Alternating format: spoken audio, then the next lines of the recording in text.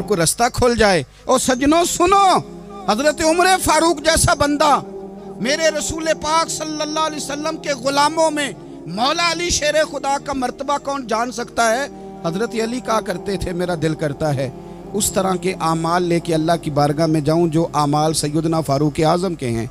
इतना साले बंदा, इतना परहेजगार बंदा, लेकिन हजरत उमर फारूक के इंतकाल का वक्त आया तो लोग उनकी तारीफ़ें करने लगे। उमर की बड़ी बात है, उमर की बड़ी बात है। तो हजरत उमर रो पड़े, फरमाने लगे मेरे लिए दुआ करो, मुझे दर्जा कोई भी ना मिले, बस मेरियां नेकियां और बदियां बराबर बराबर हो जाएं, मैं माफ़ कर दिया जाऊं, नेकी और बदी बराबर बराबर हो, छोड़ दिया जाऊं। दर्जों का तो मामला बड़ा आगे का है। इतनी जल्दी, इतनी स्पीड, इतनी हमें जल्द फटाफट हो जाए, सवेरे हो जाए। आप अपनी जद्दोजहद तो करें, आप थोड़ा पलट के तो देखें। आप देखें कि लोग मैदानों में रहे, मैदानों में रहे। हजरत खालिद बिन वलीद मैदान में रहे, हजरत साद बिन अबी वक़ास मैदान में रहे, हजरत सैयदना अबू उबैदा बिन जर्राह मैदान में रहे। ये लोग हमेशा मैदानों में रहे, अपनी अपनी ड्यूटी करके चले गए।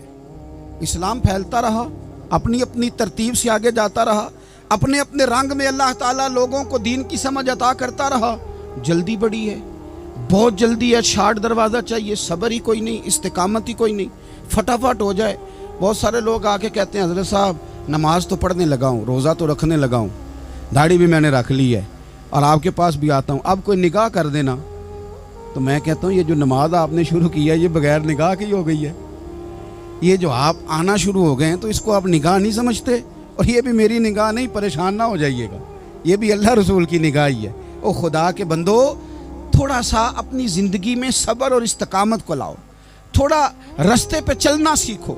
और मैं आपको एक बात अर्ज़ करूँ, हमारे सूफिया ने एक बारीक नुक्ता भी बयान किया। वो कहते हैं ये जो विसाल है ना, विसाल, ये तो इख्तिताम है,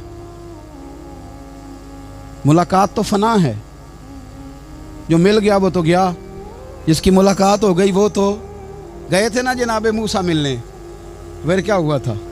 जिसकी मुलाकात हो गई वो तो गया। असल काम क्या है? असल काम उसके रास्ते में रहना है।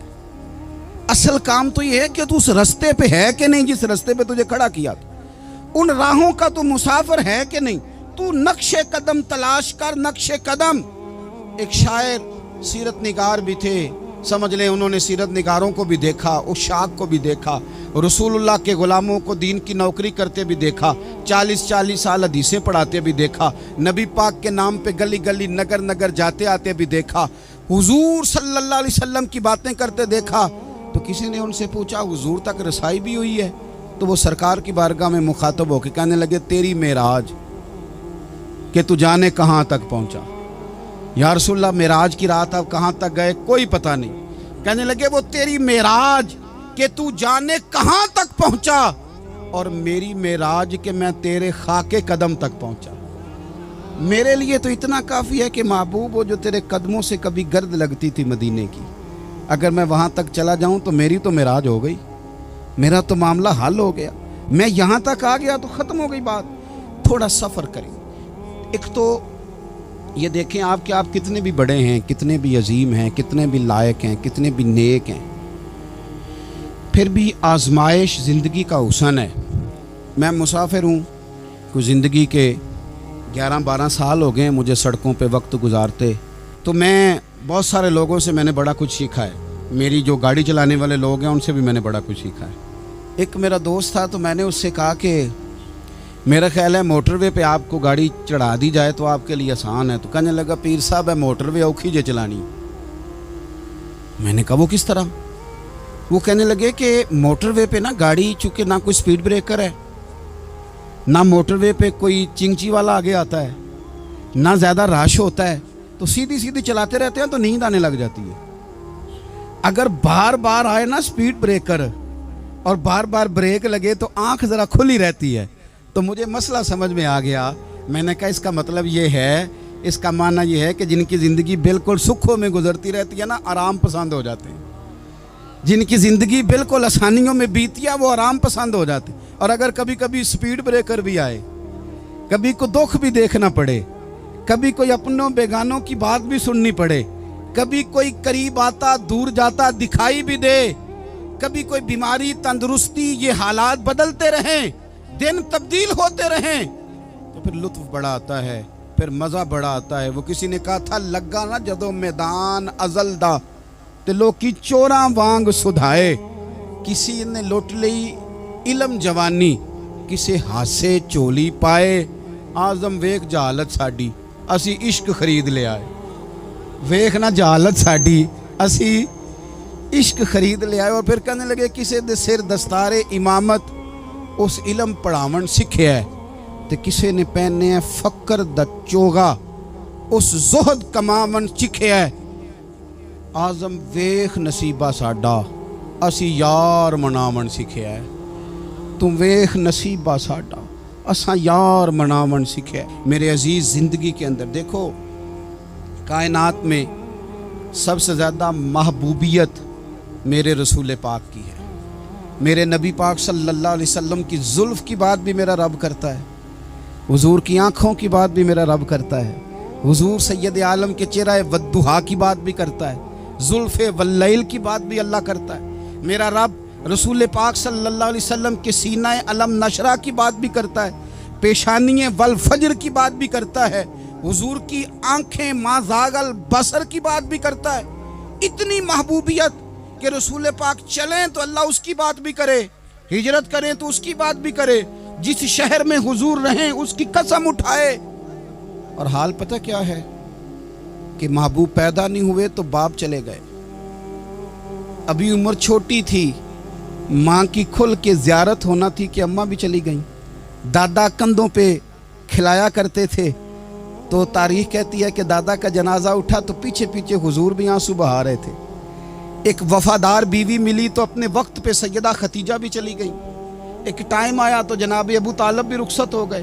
مکے سے حضور کو اتنا پیار تھا وہ چھوڑنا پڑا. صادق اور امین کہنے والوں نے حضور کی دعوت کو قبول کرنے سے انکار کر دیا تو رسول کریم نے اپنی پیشانی پر کسی قسم کا کوئی شکن نہیں آنے دیا. رسول پاک مدینے آئے تو لوگ تلواریں لے کے بدر میں آ گئے لڑنے, شہید کرنے. حضور وہاں بھی کوئی پریشان نہیں ہوتے. میدان احد آیا تو نبی پاک نے اپنے چچا کو کٹے ہوئے وجود میں دیکھا, نکلی ہوئی آنکھوں میں دیکھا, کٹے ہوئے ہونٹوں میں دیکھا. کسی جگہ میرے رسول پاک صلی اللہ تعالی علیہ وسلم شکوہ کرتے دکھائی نہیں دیتے. حضور کی وہ بیوی سیدہ عائشہ صدیقہ رضی اللہ تعالی عنہ جن کی پاکی کا رب بیان کرے, ان پر منافقین نے الزام لگا دیا. اتنے پاک گھرانے پر لوگوں نے انگلی اٹھائی. میرے رسول نے آنسو بہائے پر کسی جگہ حضور پریشان ہوتے دکھائی نہیں دیے. ہم ڈھونڈنے لگے, تلاش کرنے لگے. جب دروازہ رسول پہ گئے تو حضور خود بولے. میرے رسول فرمانے لگے میرے غلاموں یاد رکھنا یہ صبر میری چادر ہے, یہ صبر میری چادر ہے, یہ حوصلہ میری چادر ہے. سیدہ عائشہ صدیقہ رضی اللہ تعالیٰ عنہ فرمایا کرتی تھی لوگوں مجھے اللہ کی عزت کی قسم میں نے حضور سے بڑھ کر کسی کو صبر کرنے والا نہیں دیکھا, کسی کو حوصلہ کرنے والا حضور سے بڑھ کے نہیں دیکھا. امت کو کیا ہو گیا؟ یہ چوراہوں پہ لڑ رہی ہے, چوکوں پہ لڑ رہی ہے. گھر ہیں کہ فساد کے آئینہ دار بنے ہوئے. لوگ آ کے رو پڑتے ہیں کہ جناب بھائیوں کا سلوک نہیں, کوئی دعا کر دیں. رو پڑتے ہیں جناب ابا کے ساتھ بھی لڑائی ہو جاتی ہے, کوئی تعویذ دے دیں. ذرا حوصلہ نہیں, صبر نہیں. کسی جگہ ٹھہرنا تو سیکھو میرے عزیز. کسی جگہ او یارو آؤ نا, میدان کربلا کے 2 سبق استقامت اور صبر. کتنا درجہ ہے سیدنا بلال حبشی کا. میں تقریر کر دیتا ہوں, آپ سن لیتے ہیں, لیکن کبھی وہ انداز بھی تو دیکھو نا. حضرت بلال, او میرے دوست, جیل کے اندر بندے کے ہاتھ نہیں باندھے جاتے, پیر نہیں باندھے جاتے, پر لوگ جیل میں روتے ہیں, تڑپتے ہیں. سیدنا بلال کہتے ہیں میں کلمہ پڑھتا تھا, رات امیہ مجھے باندھ کے رکھتا تھا, اور سویرے جب پتھر اچھی طرح تپ جاتے تھے نا تو لا کے باہر مجھے پتھروں پہ لٹا دیتا تھا, اور میرے وجود پر بھاری بھرکم پتھر رکھ دیتا تھا. سننا ذرا, تصور میں لانا بھلا میں کیا کہنے لگا ہوں. حضرت حسان بن ثابت رضی اللہ تعالیٰ عنہ فرماتے ہیں میں مکہ مکرمہ آیا حج یا عمرے کے لیے, تو میں نے مسجد نبوی کے جو آج مؤذن بلال ہیں میں نے ان کا یہ رنگ دیکھا کہ مکے کے بچوں نے ان کے گلے میں رسی باندھ کے نا تو तो हाथों में पकड़ी हुई है, और मक्के के बाज़ारों में ना उनको खींचते हैं, ले जाते हैं। मैंने एक शख्स से पूछा ये क्या माजरा है, क्या मुअम्मा है?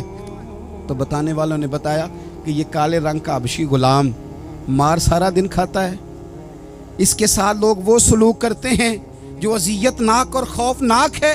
सारा दिन मार खाता है पर अपनी ज़ुबान पे खुदा का नाम लेता रहता है, मोहम्मद मुस्तफ़ा का नाम लेता रहता है।